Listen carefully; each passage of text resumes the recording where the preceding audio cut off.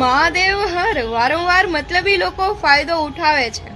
અઢળક સવાલો સતત ને સતત દિવસ રાત મનમાં ફેરા કરે છે. શું કરવું, ક્યાં જશું, શું થશે, આવા અનેકો સવાલોથી ઘેરાઈ ગયા છો. વાલે એક વાત યાદ રાખજો, એવા સમયમાં મહાદેવને 2 મિનિટ માટે મગજને શાંત કરીને યાદ કરી લેજો. સામે મુશ્કેલીઓનો પહાડ બની ગયો હોય ને તો પણ એને તોડવાની તાકાત આ ભોળિયાનાથ ધરાવે છે. માટે મહાદેવને હા જરૂર છે તો વિશ્વાસની, વિશ્વાસ કરો મહાદેવ ઉપર. અનેકો તમારા જે આ સવાલો છે ને કે મતલબી લોકો તમારો ફાયદો ઉઠાવી જાય છે, અમે કંઈ ખોટું નથી કર્યું છતાં પણ અમારી સાથે ખોટું થાય છે, તો આ દરેક સવાલના જવાબ મહાદેવ સ્વયં આપે છે. પોતાના ભક્ત માટે એ સતત ને સતત કોઈ ના કોઈ રૂપમાં હાજર હોય છે.